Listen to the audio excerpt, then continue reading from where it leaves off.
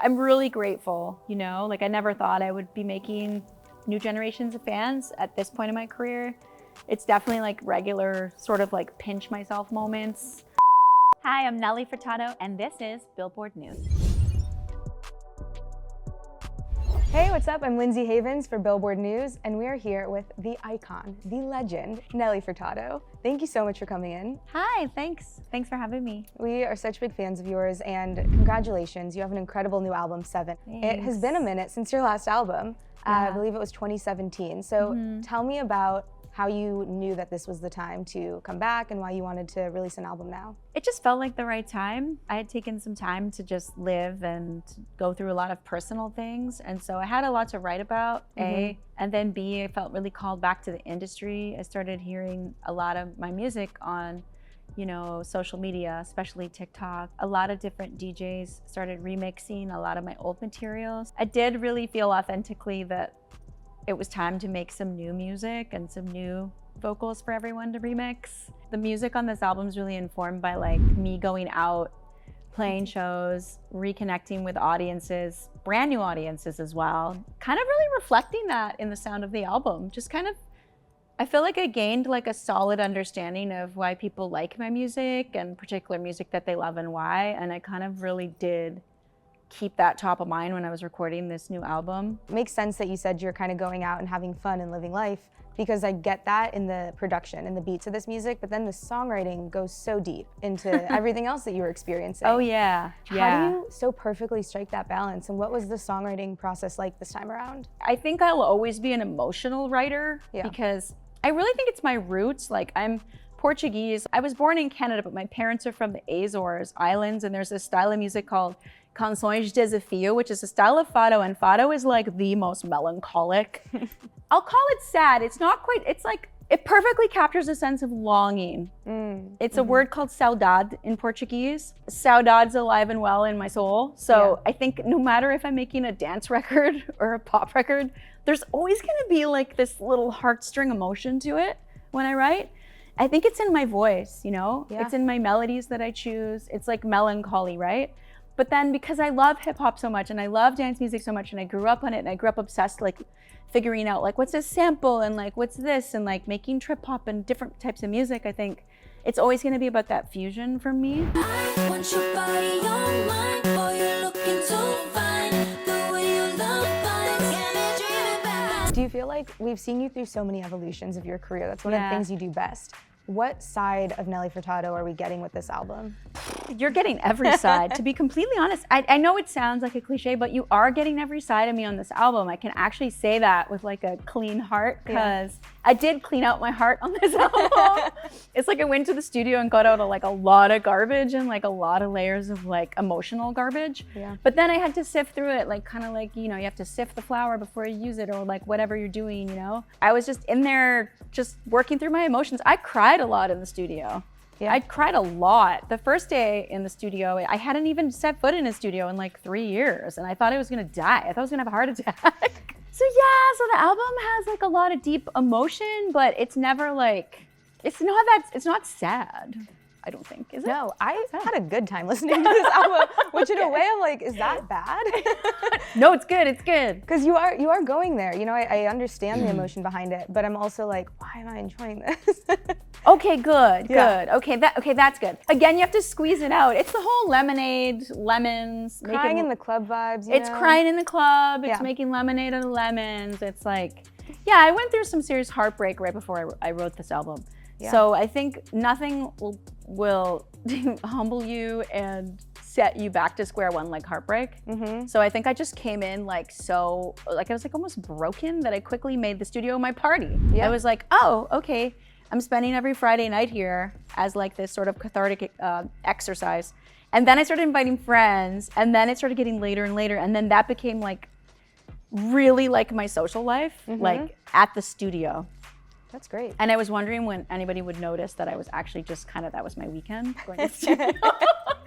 If you can balance work and fun in one, that's it. Your oldest daughter was also involved in this process. Yes. What was that experience like, given especially how, you know, vulnerable and emotional parts of this was? Oh, that is such a good question. I was like, oh, but I just went with it. I knew it was like coming from a good place with good intentions. I always felt like it was like a healthy thing because she was learning about music. Yeah. So she was in there just kind of really having fun too and discovering her passion in music, and now she's gone off to work in the music business and That's awesome. the whole thing. It was really cool because it was like me rediscovering my passion and her discovering her passion for being in the studio, and then we started having so much fun in there. That was the other draw. I was like, oh, I get to spend quality time with my teenager. And then we started traveling and doing it, meeting all these writers, and she started her own artistic relationships with other people. It just was flowing, and I just felt like the luckiest mom in the world. And then also, yeah, being vulnerable was actually ended up being a good thing because I think I can be a little bit like, the show must go on and life is perfect, and I don't like divulge a lot all the time. My boundaries are really strong, I think, as a parent.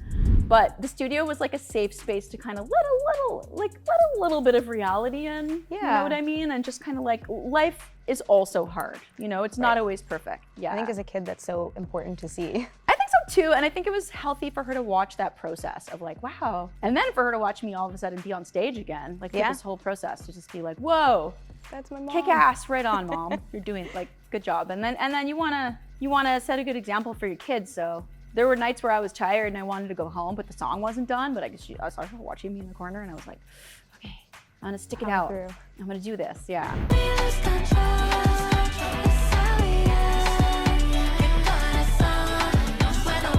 You just saw the Eras tour. One more song.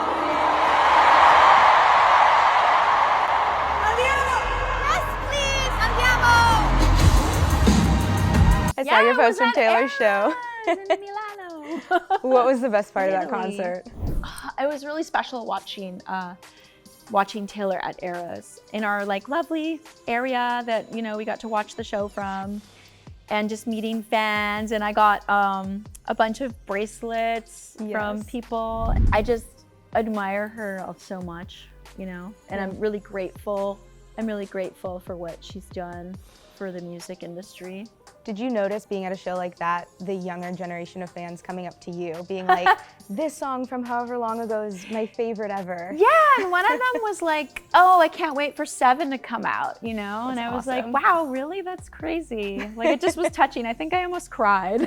I was like, I'm very sentimental these days. I just like, I'm really grateful, you know? Like, I never thought I would be making new generations of fans at this point in my career. Yeah. It's definitely like regular sort of like pinch myself moments. The kids at my shows that weren't alive when the albums came out, literally. Right. So I'm kind of doing the math like, wow, you're here. This is amazing, but also very surreal. And then you obviously still touch the fans that were there from the beginning, like it's spanning so many generations right now. Yeah. I think your oldest daughter was also the one to kind of point out that a lot of your songs were retaking off on TikTok. What was that conversation like when did you two sit down and actually go through them? Yeah, so I think that was like 4 years ago. So about 4 years ago, like right before I started making this album, my daughter was like, not even like maybe 17 or 16 at the time. And she was like, oh, Mom, your songs are trending on TikTok. And at the time I was really unfamiliar with TikTok. I didn't even have the app. I'd never been on it. And she kind of showed me how it worked. And then I think I did like a joke TikTok like with her. Right, like an intro. To the trending sound. Like I think it was like Promiscuous or something. If you would a girl, I know a place we can go. What kind of girl do you take me for? Then I tried it one day and I was like, this is fun. And I kind of got hooked, to be honest. It's a good outlet for me. It really works with like my personality style and like the way I think and my creativity. It works really well. Yeah, just like these short form ideas constantly flowing. Yeah, there's no rules. Yeah. You can be really creative on there. Yeah, the sky's the limit on TikTok, I think. We were all talking about right now, Maneater with Kamala Harris is all what over the hell? TikTok. I know.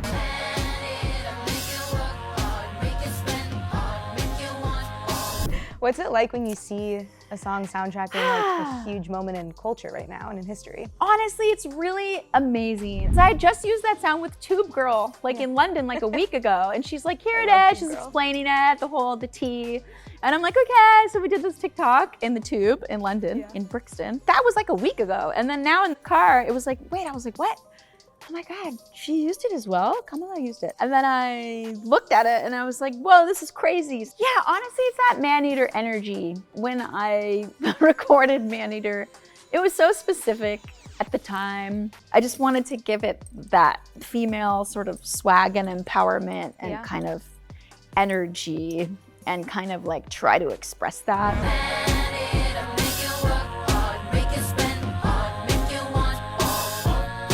Hearing you mention Tube Girl and talking about the TikTok of it all, do you feel like the industry is in a more fun place? Like, are you having more fun than ever making music and being in this industry? I love the music business right now because you can make up your own narratives. And if you're bored of the narrative, you can change it tomorrow. Exactly. Like, I was just kidding.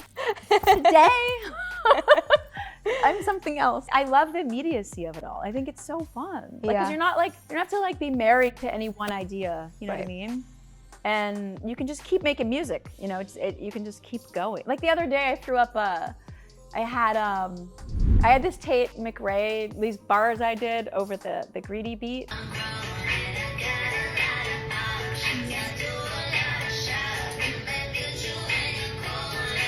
And I'm like, I'm just gonna throw this up because like that's my vibe. It's like I don't like hang on to stuff. I just kind of like share it. That's important to express because I just think it shows a bit more of like my personality. She said that you were such an inspiration for her on her second that's album. crazy. Yeah, Ryan Tedder was posting your music and she reached out being like, I've also been listening to a lot of Nelly right now.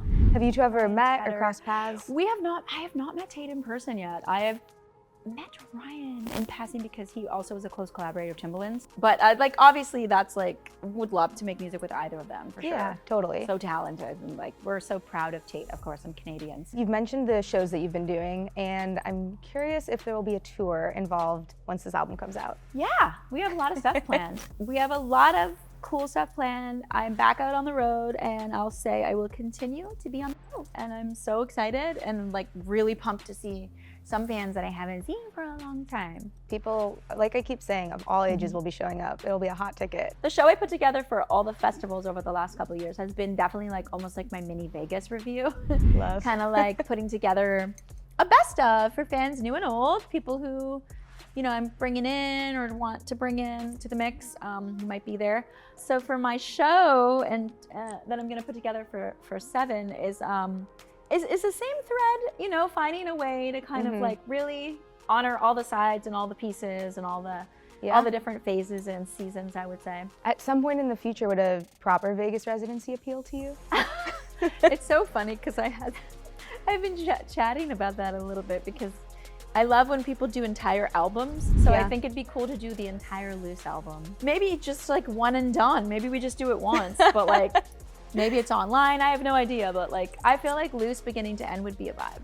It would be. And bring some other special guests. It would be everybody's best night of their lives. That would be cool. Yeah, I love Kind it. of giving like Bachelorette or something. I don't know. It's giving everything. It could be everything. That album is for everyone in every mood. That's true, yeah. Yeah. What's your ideal celebration on release night for this album? Oh, I honestly probably would just bring together a lot of collaborators and like my favorite DJs and friends and like if everybody could be in one place.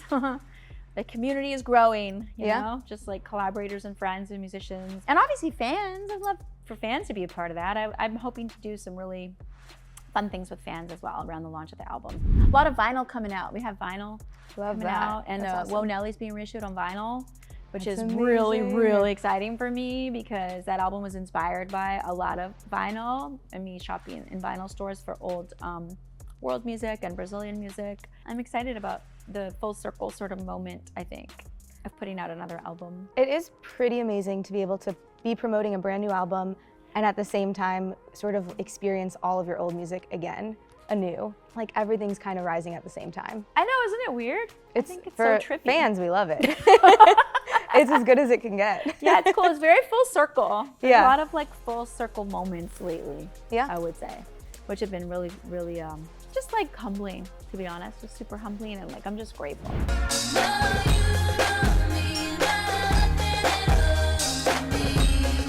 Now that you are back in the studio, you got back in, has it been hard to get out? Like, are you just kind of overflowing with ideas for even what comes after 7? Yeah, I'm already making a lot of new music.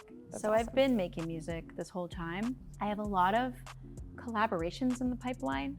Just That's kind of cool. like, I don't know, I've been getting so many cool tracks from so many cool artists that want to work with me. A lot of them are like super young and super exciting. So it's like really cool. Like I'm just excited. It is hard to catch up and keep up with them all. I'm sure. But I'm gonna do it. Slowly chip away, chip away. Yeah. Yeah. Yeah. One of my favorite songs. And if not, I'll put it on TikTok, like the Take Me There we Away go. remix. Yeah, exactly. I'll just drop some bars on TikTok. You have so many outlets now. Like you said, you know, it's fun, it's spontaneous. You can sort of choose your own path. Yeah. One of my favorite songs on Seven is Better Than Ever. Oh my Sort of- God, I have it's an a idea gorgeous for song. that. An idea you want to Anyone tease listening? to us? Oh no, I just think I need every single language subtitled on Better Than Ever. I want that on my YouTube channel. For my visualizer, it needs to That's have cool. every language in the whole world in subtitles. So that's how many languages are we thinking? Ooh. Because I want everyone in the world to understand every single lyric. The song is that important. It really is. I think that's why it's one of my favorites. Thank you. But I'm so curious at this point in your life, in your career, what is making you feel better than ever? Oh, so I cried a lot making that song, let me say. And at different points, even when it was finished. So what's making me feel better than ever? Oh my God, just like loving myself. It's a good one. Period. Period. That's what we're getting. Like you poured all that love, you purged, and then you poured that love into this album, and you're giving it to us. Yeah.